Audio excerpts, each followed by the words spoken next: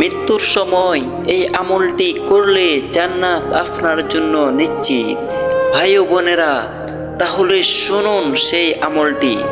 যদি কেউ মৃত্যুর আগে এই আমলটি পড়ে নিতে পারে তাহলে জান্নাত তার জন্য নিশ্চিত হয়ে যাবে।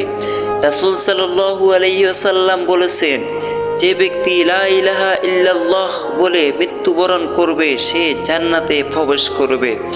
সহিহ মুসলিম শরীফ থেকে প্রমাণিত। অর্থাৎ মৃত্যুর মুহূর্তে যদি আপনার মুখে এই কালিমা থাকে, লা ইলাহা ইল্লাল্লাহু মুহাম্মাদুর রাসূলুল্লাহ, তাহলে আল্লাহ তাআলা আপনার জন্য জান্নাত নিশ্চিত করে দিবেন।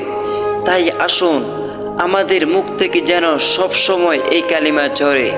চলুন আজ থেকেই অনুসরণ করি, যেন মৃত্যুর সময়ও আমাদের মুখে থাকে লা ইলাহা ইল্লাল্লাহু মুহাম্মাদুর রাসূলুল্লাহ।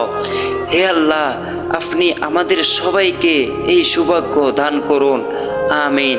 ভিডিওটি বেশি বেশি শেয়ার করে অন্যকে দেখার সুযোগ করে দিন।